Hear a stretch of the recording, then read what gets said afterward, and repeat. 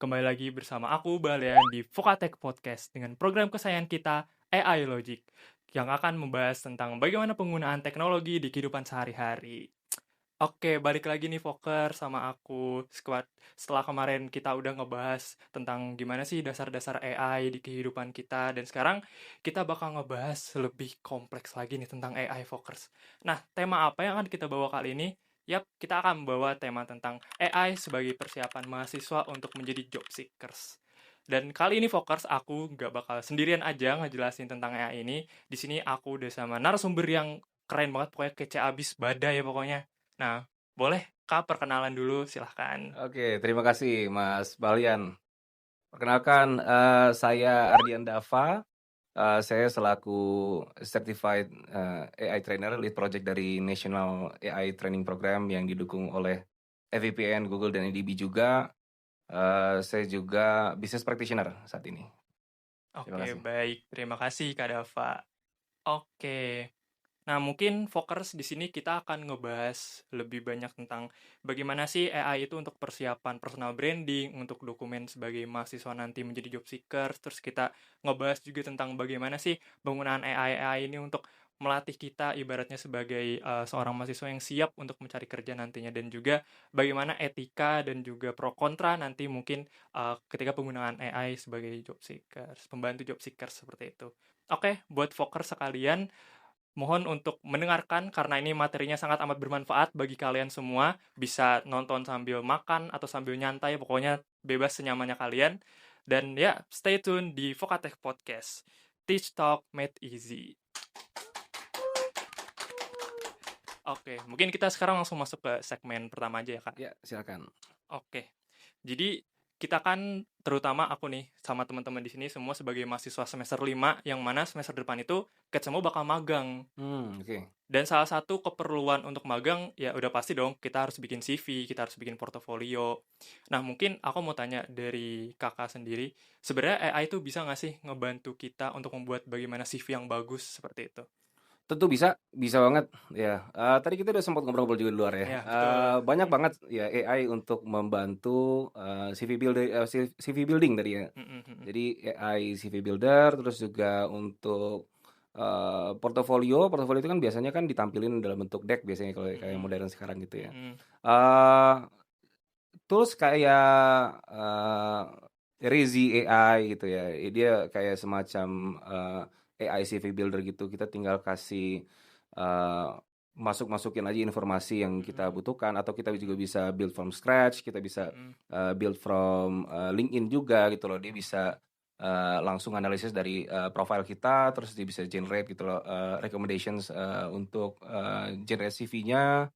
Jadi macam-macam. Nah, tapi Mm. intinya, Kakak mau jelasin, kalau di sini, eee Rezi maupun ya ada juga namanya Kinobi ya, both tools itu, memang sudah, ATS friendly gitu ya, CV Mm, ATS friendly. mm. Jadi memang, cocok banget lah buat job seekers, saat ini gitu ya, Mm. untuk memanfaatkan itu. Karena memang mudah, kita kan nggak usah desain-desain manual lagi gitu kan, Iya, betul. gambar-gambar list-nya lagi gitu kan, terus, rata kanan, rata kiri, ribet lah pokoknya. Kalau udah pakai itu udah ATS friendly, udah format ATS, terus juga, kita tinggal isi konten-kontennya aja. Bahkan Mm. itu juga bisa dibantu oleh, AI-nya gitu loh. Jadi ada AI kayak semacam LLM-nya gitu, itu bisa ngebantu, kita tinggal ngasih, prompt, terus juga, Mm.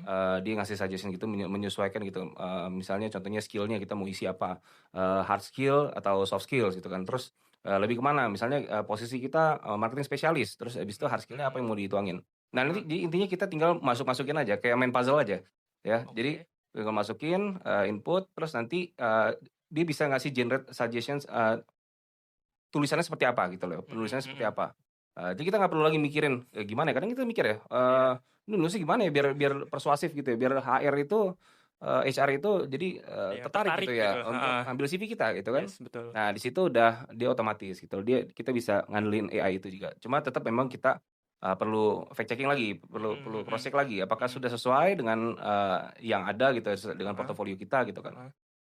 Intinya kita, banyak banget lah adjustment yang bisa kita mainkan di situ gitu ya. Nah, kemudian kalau untuk portofolio, Heeh. portofolio itu bisa pakai, Gamma. Gamma AI, ini mau dicatat nih. Oke. Gamma ini bisa intinya untuk, PowerPoint presentation, dia membantu banget gitu loh. Eee, jadi itu Gamma itu kita tinggal kasih prompt, Mhm, atau kita nempelin teks gitu ya, mhm. garis besarnya gitu ya. Atau dari PDF kita, mau mempercantik gitu ya, Iya mempercantik iya, lagi betul. deck kita gitu ya. Itu bisa banget gitu loh kita, upload gitu ya. Mhm, Intinya, dengan kemudahan-kemudahan itu, nanti, kita tinggal, adjustment aja. Kita tinggal pilih style-nya, kita tinggal, eee, pilih, apa namanya, bahasanya style kayak gimana gitu ya, style-nya, mhm, style visualnya, style mhm, bahasanya, ada prompt tambahan atau enggak gitu ya. Kalau misalnya ada bisa kita input, kita ke situ ya. mhm. Adjustment-adjustment-nya banyak dan nanti tinggal, generate otomatis gitu ya. Jadi bisa, langsung tuh kalau di layar itu langsung, wah nulis otomatis, terus ngedesain otomatis itu langsung Oke. canggih banget. Bahkan kayak gambar-gambar kita juga bisa milih kita mau gayanya animasi atau gayanya, ala-ala kayak, Nano Banana gitu ya, Mhm mhm. AI generated gitu ya, atau mau gambar real gitu ya. Itu bebas gitu ya, tergantung dari preferensi kita gitu loh. Jadi I banyak banget see. mudah. Itu tinggal tuangin, kontennya atau kita mau bikinin, AI itu kita minta bikin konten ya si Gama itu bisa juga gitu loh. Ya, I see. iya, Berarti, mungkin aku sedikit ngebahas tentang mhm, si Gamma ini ya, mhm, karena dari khususnya pribadi aku sama temen-temen kan dari prodi komunikasi ini, mhm, kita tuh kebanyakan kerja di bidang dunia yang kreatif. mhm, Yang di mana sebenarnya dunia kreatif ini untuk portofolio sendiri butuh, kreatif portofolio gitu. Beda mhm, kan sama portofolio mungkin kalau misalnya kita sebagai admin atau sebagai apa kan iya, begitu. Kalau mhm, kita kan kreatif ya butuh ini. mhm, Mungkin kalau dari Gamma itu sendiri Kak, dia tuh apakah memang sebenarnya lebih membantu, apa ya istilahnya, menambah atau merangkai dari isi si portofolionya atau bahkan bisa jadi ibarat ngasih suatu bukan template ya, kayak mungkin desain segala mhm, macamnya. Karena memang kayak balik lagi kreatif portofolio kan butuh desain yang engaging juga iya kan, iya, yang menarik gitu. both bisa. Jadi, banyak opsi intinya gitu Mhm, loh. Kita bisa menyempurnakan, kita bisa build from scratch, kita bisa intinya dari garis besar kita bisa, bikin misalnya kita mau bikin dari ChatGPT atau Gemini dulu misalnya, dari LLM dulu mhm lah mhm misalnya, dari large language model kita kita bikin, garis besarnya terus habis itu kita tuang di situ, nanti mhm di-generate berdasarkan acuan itu. mhm. Bisa banget gitu, jadi fleksibel, ada pilihannya. Kalau misalnya udah masuk ke landing page itu tinggal tinggal kita pilih aja gitu loh, Mmm, mau yang kayak gimana, menyesuaikan dengan kebutuhan kita gitu loh. Itu udah memudahkan banget dan sekarang, saya sendiri juga sekarang, untuk presentasi ya, untuk presentasi iya. itu kepakai banget gitu ya. Mmm, Sekarang ke klien, apa, peserta gitu ya, kalau lagi ada training juga, bikin materi presentasi pakai itu gitu loh. Paling tinggal, sempurnain manual sedikit mhm. kalau karena kan, saya kan orangnya, perfeksionis juga. Jadi jadi, perlu ada ini lagi adjustment yang tambahan lagi manual, tapi itu kan preferensi gitu ya. Iya Tapi betul. kalau untuk generate-nya, untuk, kecepatan kita untuk Mhm mengefisiensi waktu gitu kan, itu udah membantu banget gitu loh, jauh lebih cepat cara kerja kita. Jadi kita, mmm, materi udah ada, kita tuang-tuangin. Kalau kalau saya sih sebagai, trainer gitu ya, kan butuh banget cepet ya gitu ya, iya, kecepatan gitu ya. mhm, Kecepatan yang diimbangi dengan ini kan, konsep gitu, konsep yang udah mateng gitu, konsep yang udah mateng tinggal tuangin aja gitu loh. Kalau ada silabus tinggal tuangin, garis mmm, besarnya udah ada semua. Jadi kalau soal visual-visual gitu-gitu nggak usah ngandel-ngandelin lagi tuh asisten segala macam kan, kadang juga kita kalau misalnya sama human itu kan, ngandelin asisten kadang juga iya suka ada ngaret-ngaretnya, kan beda-beda kan, iya, orang kan orang behavior-nya beda-beda. Ada yang dia kerjanya betul, bisa cepat, ada yang ini. Nah, daripada kita berdrama-drama gitu kan sama sama asisten atau tenaga kerja yang ini kita, yang kerja sama kita gitu ya, mending heeh, kita ya manfaatin AI juga bisa lebih lebih cepat gitu loh. betul, Jadi asisten juga bisa disuruh kerjain yang asisten manusia ya, bisa iya, disuruh kerjain yang lebih strategik juga gitu loh, jadi bantuin mhm kita yang lebih strategik gitu loh. mhm, Itu kan, tujuannya adanya AI itu kan itu. Jadi dia yes, dia menawarkan AI itu menawarkan sesuatu yang sifatnya efisien, dari mhm, segi waktu, tenaga, cost gitu ya, cepat, scalable gitu ya, berskalabilitas tinggi. Nah, itu yang bikin kita akhirnya jadi bisa lebih fokus ke hal-hal yang sifatnya lebih krusial, yang lebih oke strategik, yang lebih helikopter view gitu loh, gitu sih, oke, I see, oke. Mungkin memang, apa ya, AI sekarang udah istilahnya sangat amat membantu kita ya, Mhm, sebagai manusia. Ya mulai dari mungkin tadi Kakak bilang di bidang pekerjaan yang memang di dunia profesional, terus mhm, mungkin di kita sebagai mahasiswa. Nah, mungkin aku mau balik nanya ke yang kita sebagai mahasiswa. ya, Itu kan tadi dijelasin kalau misalnya, AI ini bisa membantu membuat, apa ya, kata-kata yang memang bisa kita aplikasikan di CV kita. mhm mhm, Nah, tapi sebenarnya kan kalau kita lihat dari ini ya, beberapa AI itu kebanyakan kata-kata yang mereka keluarkan itu lebih terlihat nggak natural, terus mhm, terlihat kayak mesin gitulah, beneran kata-kata baku, kata-kata mhm. terlalu kaku. Pun mungkin tidak menutup kemungkinan kalau misalnya di yang CV builder tuh seperti itu.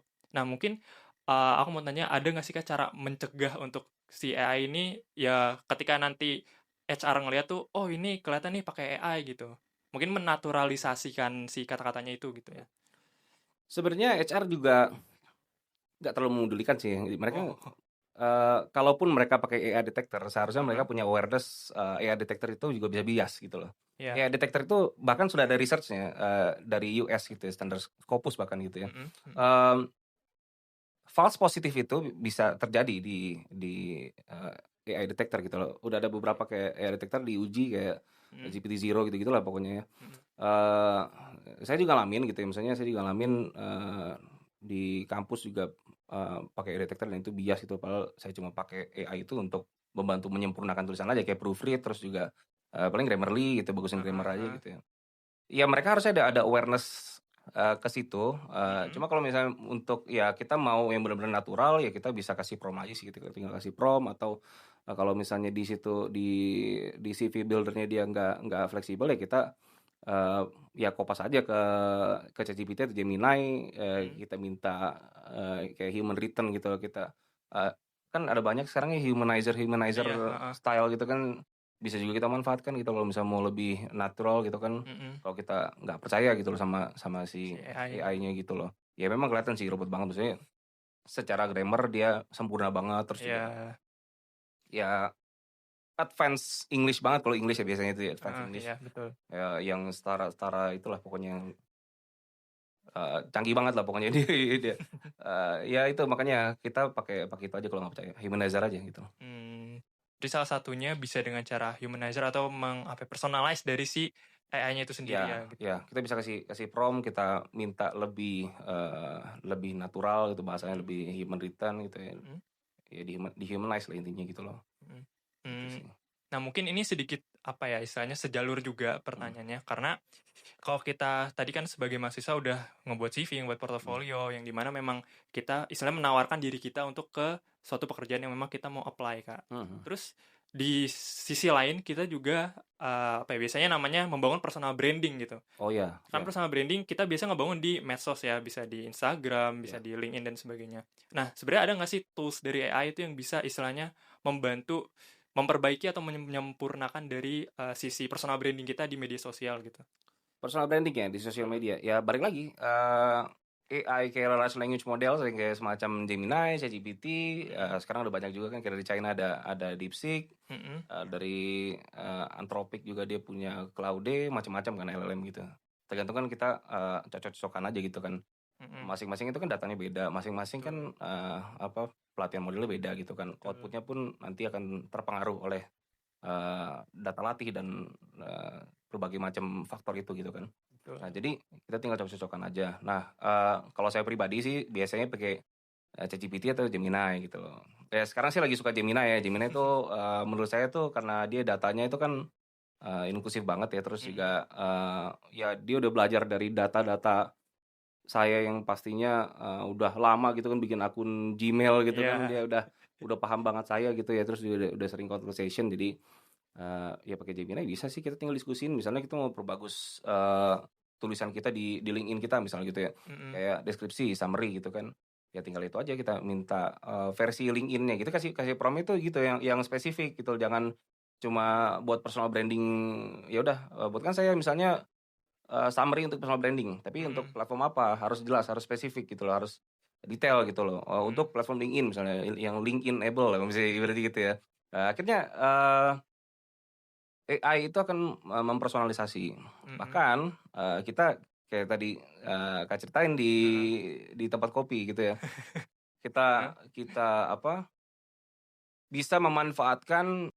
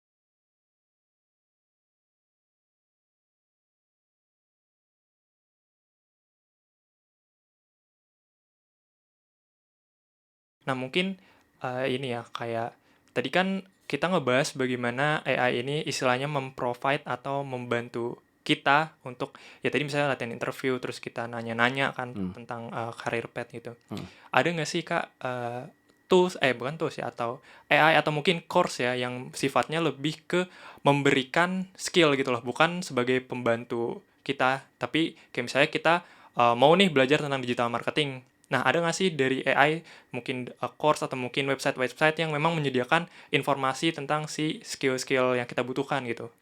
Pasti ada, banyak banget itu. Bahkan di tempat kerja pun provide sekarang gitu. Kita kan lagi kerja sama EVPN, kalau teman-teman tahu, EVPN itu Asian Venture Philanthropy Network. Jadi, salah satu lembaga investasi sosial terbesar se-Asia Pasifik. Sekarang lagi kerjasama juga sama Google sama ADB, jadi kita disupport. Kita disupport untuk menyalurkan training AI, ya literasi AI ke 9.000 peserta di Indonesia gitu loh. Nah di kurikulumnya itu juga termasuk ya dasar-dasar AI, terus kita memang lebih ke generative AI ya kalau untuk teknikalnya gitu ya. Dan juga responsible AI gitu ya, etika dalam menggunakan AI gitu ya. Oke. Tapi kita juga selain materi-materi yang udah dirancang itu kan kita ada 2 macam metode ya.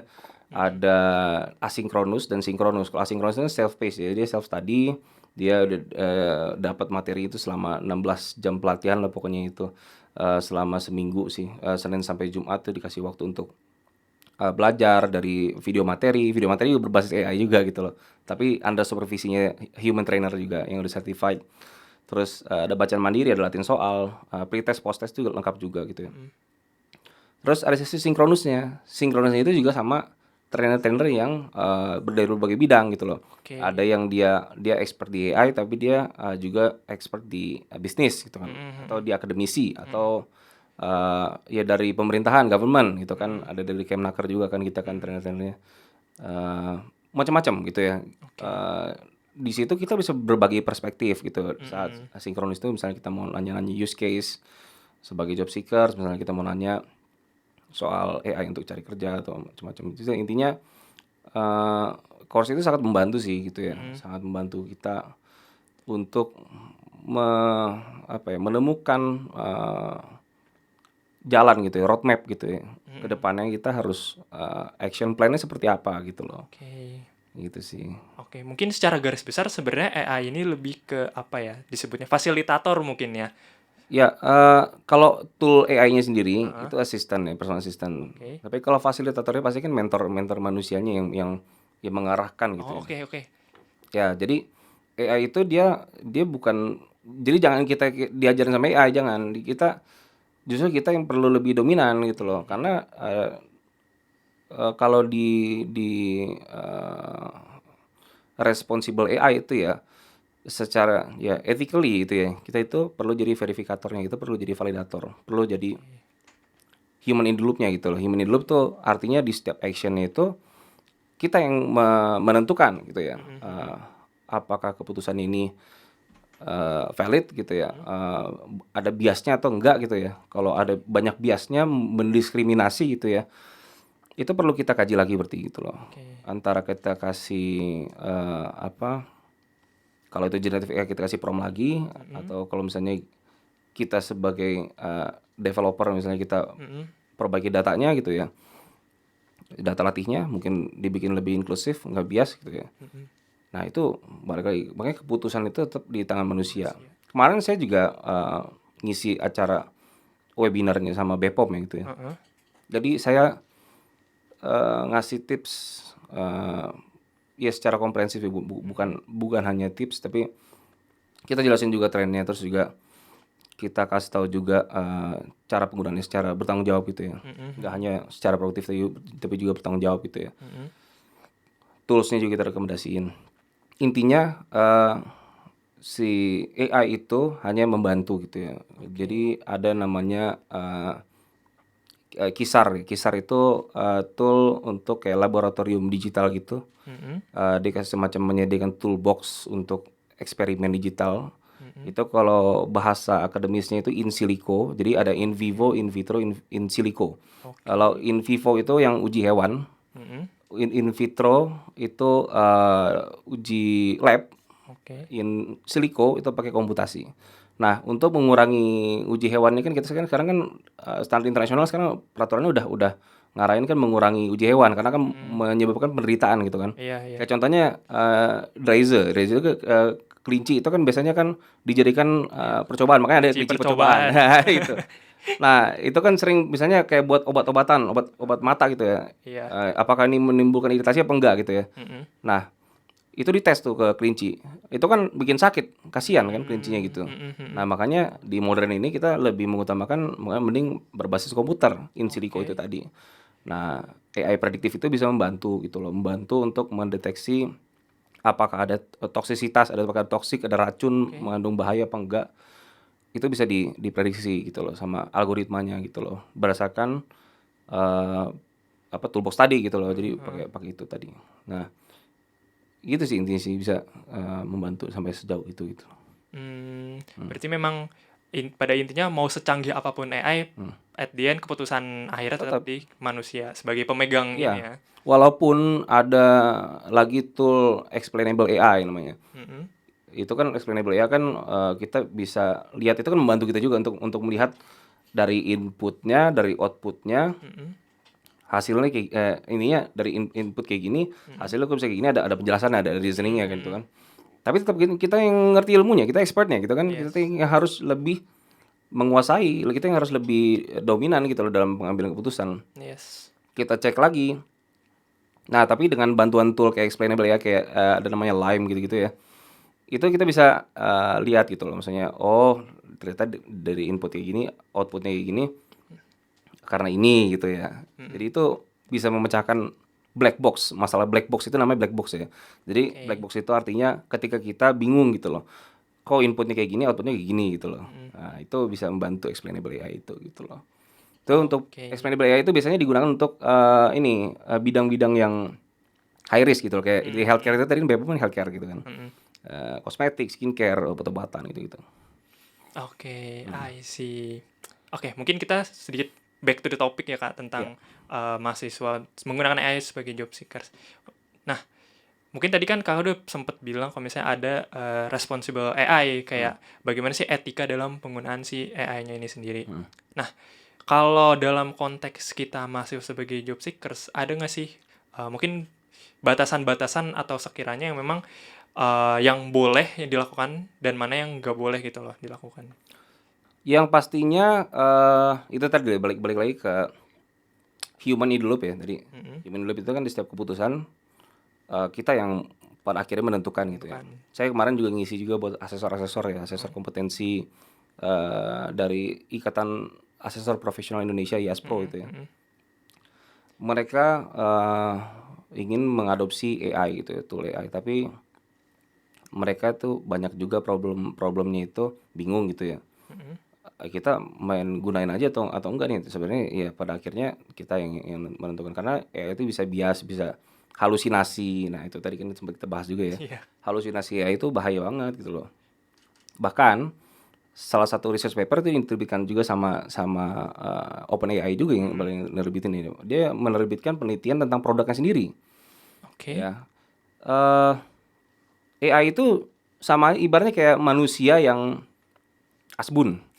Jadi ya ketika Asbun, ketika dia nggak bisa jawab, kan ada, pelatihannya itu kan pelatihan modelnya itu kan dia bisa, reinforcement learning namanya gitu ya. mhm Jadi mhm, dia belajar dari lingkungan, dari feedback, dari reward dan punishment. oke, Kalau dia nggak bisa nyelesain tugas, dia akan dikasih punishment. Sebaliknya kalau misalnya dia bisa menyelesaikan tugas, dikasih reward. oke, Ketika dia nggak bisa nyelesain tugas, pasti dikasih punishment. Makanya daripada dikasih punishment, mending, ya udah gue yang penting bunyi aja. Mau bener mau salah, yang penting gue asal bunyi gitu loh, ya mhm, kan. Ya biar dikasih reward gitu. Nah, makanya itu yang bahaya ketika apalagi kalau misalnya kita butuh, AI itu untuk memutuskan sesuatu yang, krusial gitu ya sifatnya mhm gitu, yang mhm, penting banget gitu ya, apalagi terkait dengan hajat hidup orang banyak gitu mhm misalnya gitu. mhm, Nah, makanya itu perlu tool tambahan kayak explainable AI tadi gitu. Kita nggak bisa asal, bikin, kesimpulan, asal ya udah dari AI itu kita mhm mhm, comot aja gitu, nggak bisa kayak gitu. Kita harus tetap sebagai expert, kita harus, bertanggung jawab gitu ya atas, keputusan AI itu. Kita sebagai verifikatornya, apakah ini valid, apakah ini asli, mhm, terkini, memadai nggak gitu loh. Nah itu, oke jadi gitu. oke. Mungkin kalau dari itu sebenarnya bisa nggak sih kita meminimalisir si keasbunan dari AI-nya itu? Pastinya, dengan kita memberikan prompt yang tepat gitu ya, Mhm, ringkas dan spesifik, terus juga kita, ya dari bagian dari ringkas dan spesifik tadi sih, kita kasih, prompt itu detail ya. mhm, Jadi kita udah kasih guidance duluan gitu loh, kita udah kasih ibaratnya materialnya dulu udah kita spill, Dia tinggal olah aja gitu loh, data tersebut gitu loh. Oke. Jangan kita benar-benar 100% misalnya kita mau bikin riset gitu ya. 100% research papernya kita serahin ke si AI. AI, jangan. Itu nanti bukan jadi ilmu malah jadi nggak tahu tuh, nggak jelas tuh kan, nggak pasti gitu loh. Hmm, Nah, makanya sih. contohnya kalau buat research gitu kan, Mm-mm. kan kayak Mas Bal ini mahasiswa nih, pasti kan Mm-mm. melaksanakan research itu. Betul. Ya kita memanfaatkan AI itu kan, AI tools kan banyak, ada Mm-mm. kayak Research Rabbit itu buat apa, menganalisis polanya itu kan untuk Mm-mm. menemukan pola keterkaitan antar paper gitu. Jadi kita bisa Mm-mm. dapetin paper-paper yang relevan gitu kan. Mm-mm. Antar antar paper. Jadi kita bisa lebih mudah gitu mencari paper yang sesuai dengan literature review yang kita mau bikin gitu kan. Mm-mm. Terus ada ya ChatGPT juga bisa juga ya gitu, asal kita kasih prompt yang spesifik. Kita kasih prompt-nya misalnya kita mau cari yang Scopus misalnya, terus Mm-mm. peer reviewed gitu kan, kita bisa kasih kasih prompt kayak gitu loh. Oke. Kayak gitu sih intinya, kita masih banyak kontribusi dari kitanya juga gitu loh. Jangan AI itu membantu ini aja, kayak misalnya cari research gap misalnya gitu. Mm-mm. eh Terus ya itu mesti kita fact checking lagi, bener nggak nih belum dicakup gitu ya, knowledge beneran ada knowledge gap nggak gitu gitu, gitu Mm-mm. kan harus kita pastiin gitu. Kalau ternyata dari misalnya 4 paper kita upload misalnya ke Google Notebook LM misalnya gitu ya, Mm-mm.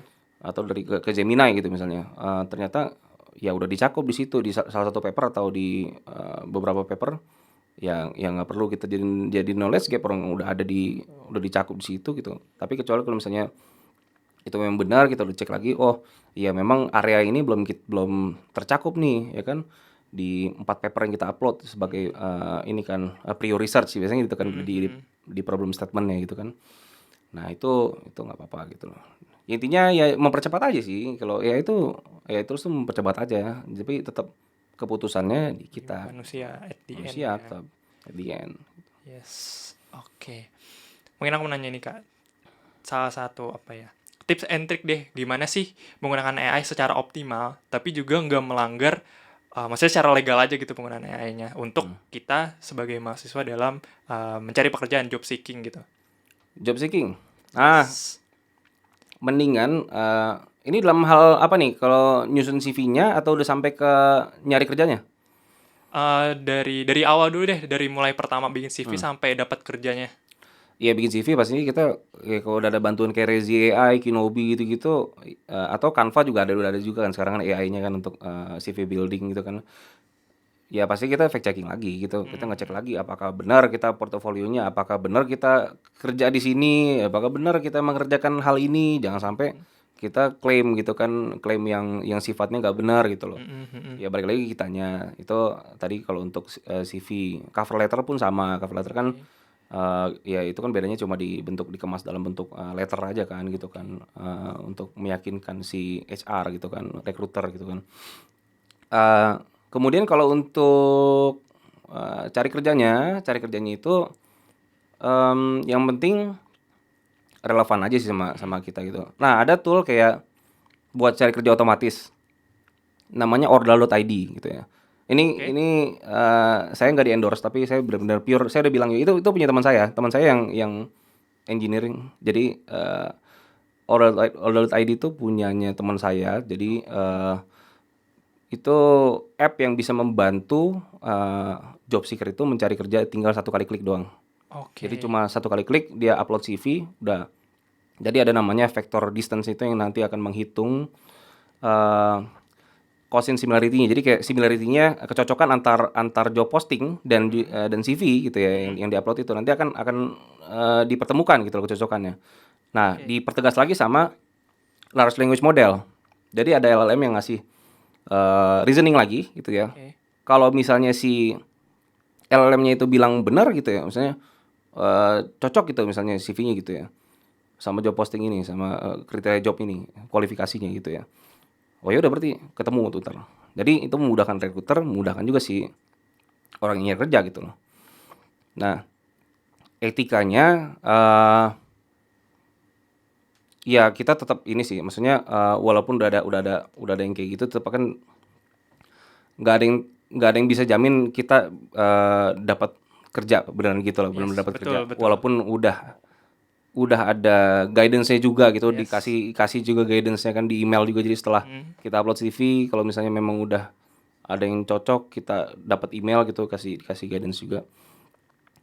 Tetap kita ya kita pakai ini lagi sih, pakai pakai manual juga sih. Tetap kita cari cari kerja di LinkedIn, di oke. Jobstreet, di Glints gitu kan. Oke. Sekarang banyak juga kan platform Iya. cari kerja eh, yang penting kita pastikan udah relevan aja sih, maksudnya portofolio kita dengan job postingnya gitu loh, dengan requirements-nya gitu aja sih. Itu lebih lebih ke tips buat ini sih, buat apa ya? Biar kita nggak salah langkah, nggak overthinking gitu loh, nggak Mm, ini takutnya kita kecewa gitu loh dengan AI. Nah ini juga berkaitan juga dengan industri global ya, bukan hanya Indonesia ya. mm. Industri itu banyak yang ya FOMO juga sebenarnya Iya. gitu ya. Market size-nya itu sangat besar AI ini ya. Jadi makanya ada namanya fenomena AI bubble itu, masing-masing global tech company yang keren-keren ya pokoknya kayak Google, OpenAI gitu ya. Nvidia, Microsoft itu saling invest gitu ya. Mereka saling invest ya, kayak Oracle gitu ya. AMD Mm, saling invest untuk ini, untuk ada yang butuh chip, ada yang butuh GPT gitu kan, mm. untuk memenuhi ininya AI-nya mereka gitu loh, untuk bikin AI produknya masing-masing gitu kan. Nah tapi ada banyak juga apa potensi ancaman juga ada juga pastinya, maksudnya Mhm. ini akan bisa menimbulkan kekecewaan juga gitu loh ketika Iya. pemanfaatannya memang kurang responsibel, Mhm, misalnya mhm. kita terlalu mengandalkan AI, akhirnya Mhm. ketika itu gagal gitu, tidak memberikan manfaat yang nyata, Mhm, mhm. akhirnya malah jadi kekecewaan, akhirnya jadi kerugian dan akhirnya bisa burst gitu ya, Oke. AI bubble itu yang bahaya gitu loh. Nah makanya balik lagi, kita tetap nggak bisa 100% mengandalkan AI, tetap AI. harus ada manualnya juga. Tapi AI itu sekali lagi menawarkan efisiensi, Betul. memudahkan. Kalau untuk industri dia bisa fokus ke hal-hal yang lebih strategis, lebih kreatif gitu ya, Mhm. lebih inovatif. Ya kita sebagai yang employee juga ya bisa lebih dibantu gitu loh dengan Betul. suggestions, ya rekomendasi-rekomendasi kan. Terus generate teks atau ya itu tadi desain CV lah gitu kan, nyari kerja itu sih. Oke. Ini secara garis besar bahwa sebetulnya AI ini adalah salah satu apa ya, penunjang asisten yang memang memberikan berbagai macam manfaat, sejuta manfaat untuk kita semua, mulai dari kita sebagai job seekers, sebagai mahasiswa, ataupun bahkan sampai ke ranah yang profesional. Nah, Fokers tadi udah dicatatkan beberapa tools dan juga bagaimana tips and trick dari kita sebagai mahasiswa untuk membangun personal branding dan juga CV sebagai penunjang kita sebagai job seekers nanti. Oke, Fokers. By the way, aus nggak Kak? Dari tadi kita Oh ngobrolnya. Oh, ya, ini udah tadi aus banget ya. Dan akhirnya jadi kebetulan nih, basa-basain bibir terus. kebetulan kita ada kopi Kak. Boleh diminum Oh silakan. iya, Ini kita ada thank kopi you, thank you. dari Warkoria. Mungkin buat teman-teman Oh, mahasiswa yang lagi butuh tempat nongkrong Warkoria. yang cozy, tempat nongkrong yang nyaman ya buat nugas, buat mungkin kayak tadi buat ngerjain CV dan sebagainya macamnya, bisa datang ke Warkoria. Kopinya juga terjamin lah udah pasti enak, teman-teman. Nah, buat kopi Warkoria ini lokasinya ada di Jalan Baranang Siang 3 di Bogor Tengah dan untuk harganya sendiri berkisar dari 25.000 sampai 50.000. Jangan lupa kunjungin Instagram mereka di @warkoria. Oke, boleh Yap, diminum dulu, Kak. kita coba Izin ya. minum.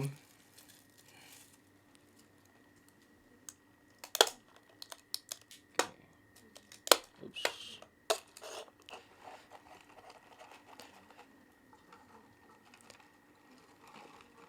Oke. Minum cuy. Hmm, Gimana, Kak, rasa kopinya? enak, balance.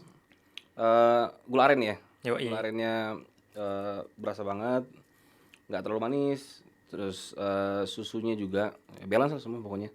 Perpaduannya gitu ya, kopinya juga nendang banget gitu ya, bikin melek lagi. Yoi. Gue tadi pas seruput Endang. Wih.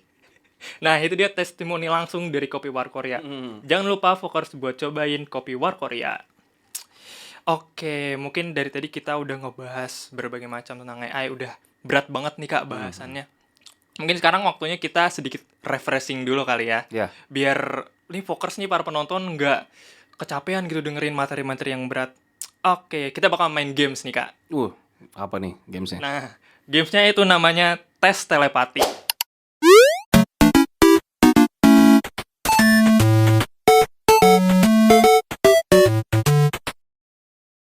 Waduh, silakan. Oke, jadi nanti dari teman-teman dari tim yang belakang bakal nyebutin satu kata yang dimana kita harus ngelanjutin kata tersebut.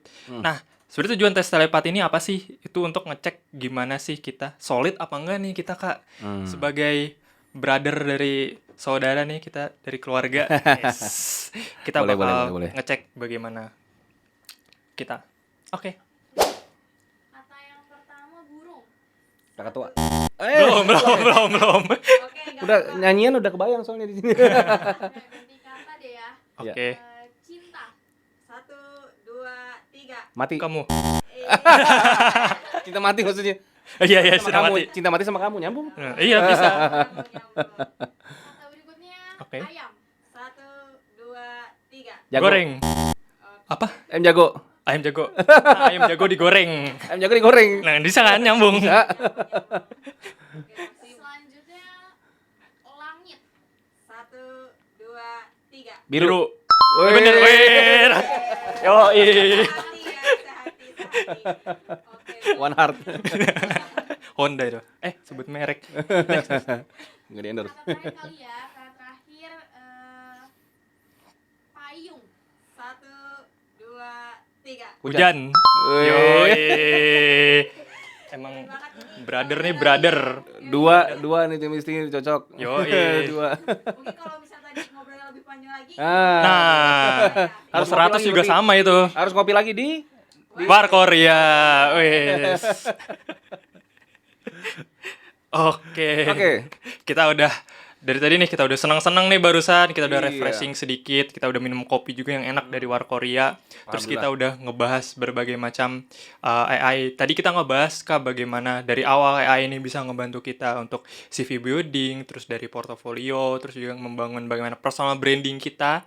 Terus bagaimana tips and trick juga dari penggunaan AI ya secara optimal, penggunaan AI secara legal untuk menunjang kita sebagai mahasiswa, sebagai nanti jadi job seekers ke depannya. Karena kebetulan kita juga udah mau magang, kita pasti sudah mulai terjun lah ke ranah profesional.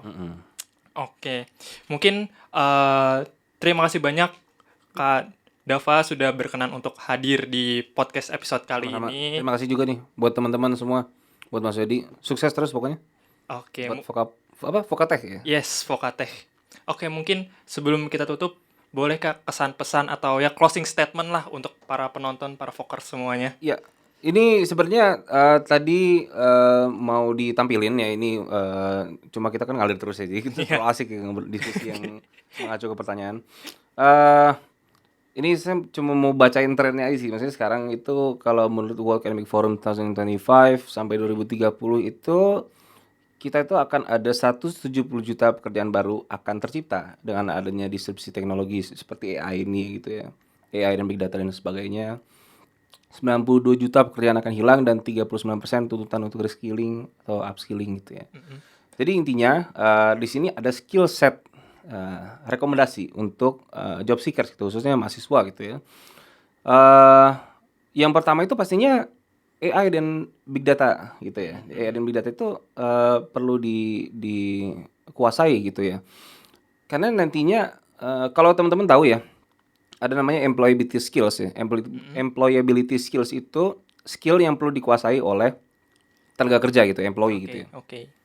Salah satunya itu teknologi gitu ya. Teknologi itu yang sekarang lagi tren itu kan AI apa sih gitu ya. AI, automation dan sebagainya. Nah, itu makanya literasi AI itu sangat diperlukan gitu ya. Nah, bagaimana cara memenuhinya itu makanya ikut semacam kayak seminar gitu ya. Atau webinar, conference, ya summit gitu ya. Yang intinya yang bisa membantu kita mempelajari perkembangan AI itu ya. Yang terbaru itu seperti apa, terus juga eh, terus apa saja yang bisa membantu kita. Bahkan kalau bisa kita sampai bisa menciptakan produk gitu ya. Atau ya project-project semacam data mining gitu ya untuk membantu bisnis gitu ya. Misalnya kita untuk menganalisis sentimen, kalau di PR kan contohnya cocok banget tuh analisis sentimen, Mm-mm. customer segmentation gitu ya. Masih banyak lagi gitu ya. Intinya AI itu bisa membantu situ. Mau kita mau pakai machine learning atau deep learning, itu tinggal menyesuaikan aja dengan use case-nya gitu ya. Nah, kalau di kami itu kita punya training sekarang gitu ya. Training itu literasi AI ya, literasi AI-nya itu gratis gitu ya untuk 9.000 peserta yang tadi saya ceritain di awal gitu ya. Kita sasarannya benar-benar buat everyone, buat edukator, buat Oke. ya civitas akademika lah pokoknya. Mahasiswa salah satunya, tenaga-tenaga kerja yang terdampak juga oleh transisi tenaga kerja yang disebabkan oleh AI. Itu bisa banget gitu ya ikut course kami gitu ya, karena memang itu free tanpa biaya. Terus materinya juga mulai dari dasar-dasarnya kayak prompt engineering, terus juga ya semua tentang dasar-dasarnya ya, kayak tetap dalam perkembangan AI seperti apa, terus juga responsible AI, teknisnya generative AI itu seperti apa cara kerjanya. Jadi itu semua di-spill lah pokoknya di situ, dan juga bisa diskusi juga sama trainer-trainer tadi saya bilang dari berbagai bidang gitu ya. Itu sangat membantu untuk memperluas dan memperdalam juga gitu ya pemahaman kita tentang AI, bahkan sampai mengasah skill gitu, karena nanti kan ada latihan-latihan soalnya juga gitu loh, dan juga ada use case gitu yang bisa dibahas gitu yang menarik ya.